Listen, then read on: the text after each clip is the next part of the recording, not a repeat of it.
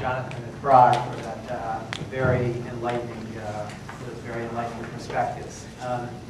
Actually, before we get into the Q&A session, Parag, do you want to make any sort of follow-up comments to Jonathan? Yeah, I'd love to comment on or respond to a few of the points that Jonathan made.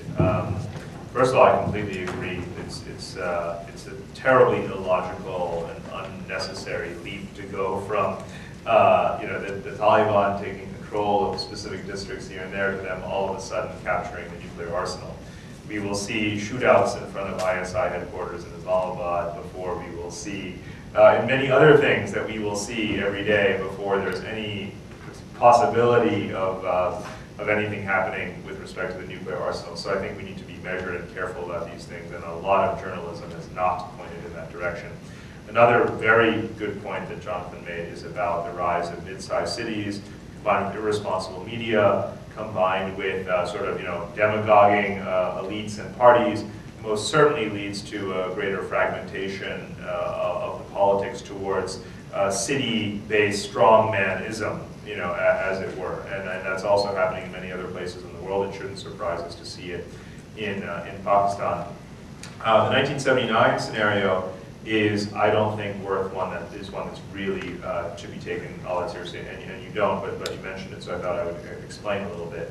Iran in 1979, Iran has certain linguistic commonality, cultural commonalities, is not as large a country population-wise as Pakistan, though one could argue that Pakistan's population 30 years ago was close to what Iran might be today. But that said, it isn't the number of people, but what unites them and what divides them. And it would be presumably be a Shia, Talibanist sort of individual who would be the Khomeini of Pakistan. No such figure at present exists. There are quite a few very flamboyant Taliban Islamist, the jihadist leaders in Pakistan, though they do pop up on a weekly basis, and they provide some amount of shock and entertainment value almost, and they sort of come and go as they fight with each other and with the government.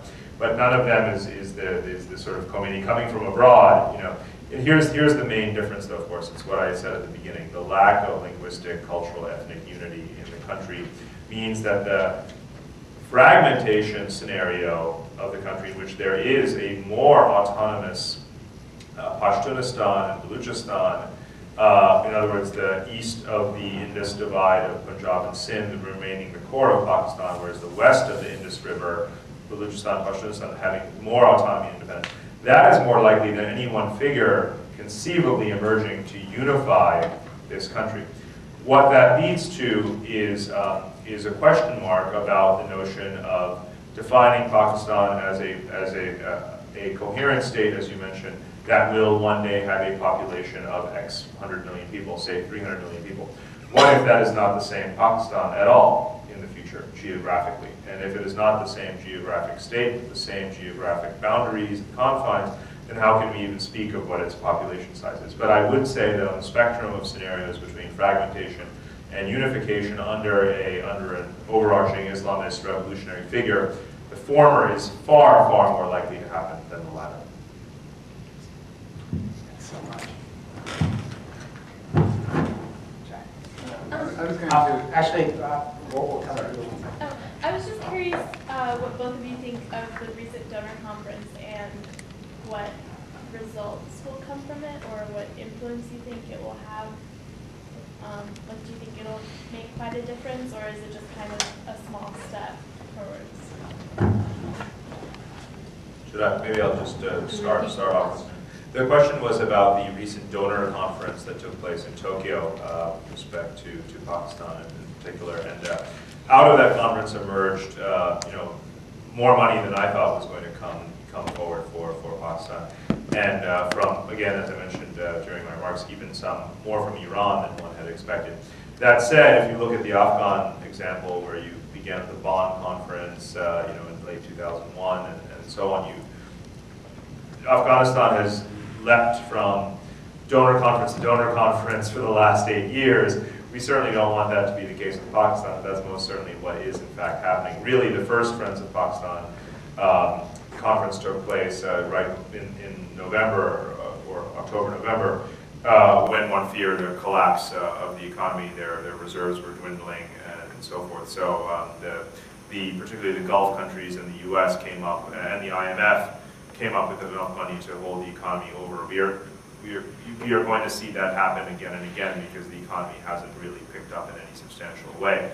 You haven't overnight built a tax base and raised interest rates and all these kinds of things that one would need to do for the country to have a self-sustaining economy. So Pakistan is most definitely caught in that rut, that financial rut, in which we're going to see more such donor conferences being necessary.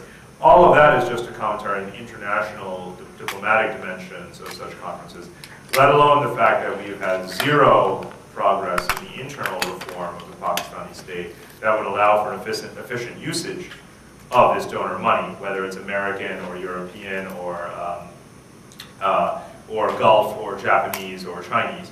So it happened. There's money there. What few investors are really putting money into Pakistan can have some confidence that they can finance a few deals in there, buy some stakes. But we're going to have a few more of these donor conferences.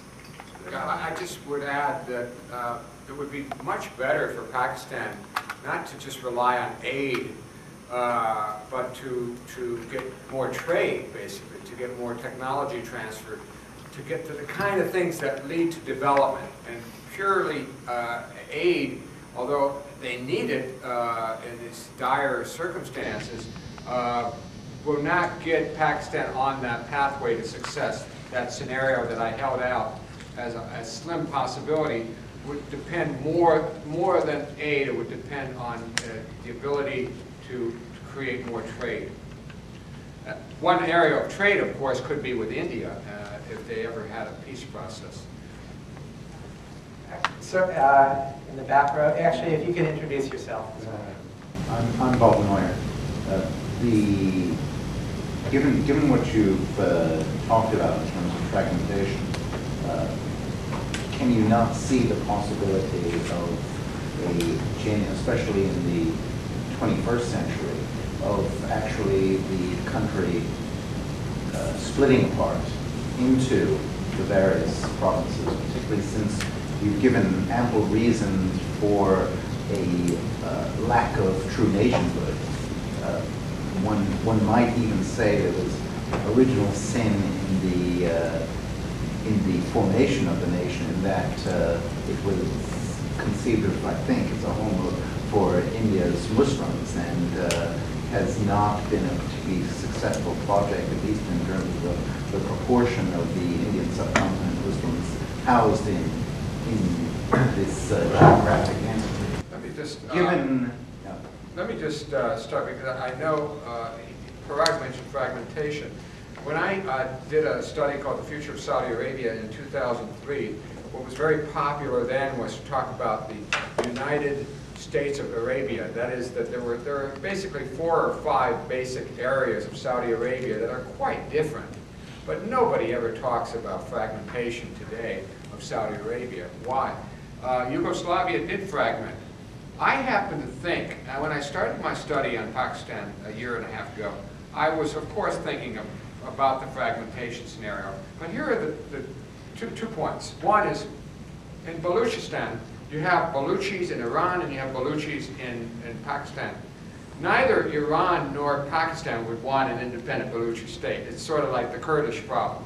Neither Iran nor Syria nor Iraq nor Turkey want an independent Kurdish state. So they have a kind of a mutual interest in keeping the Baluchis part of their existing state. Second, I think in the Pashtun areas, whereas in the early years of Pakistan, 100 years ago, there was a major Pashtun movement that would have consisted of the areas on both sides of the Durand line connecting Afghanistan and Pakistan. But today, I don't think there's really any serious talk of the Pakistani Pashtun really wanting to form a country with the far poorer and more backward Afghani Pashtun. What the danger is in the Pashtun area is the Taliban will take over the mantle of Pashtun nationalism. If they do, then the Taliban become much stronger. But I don't think the geography is going to change where you're going to have this Pashtunistan.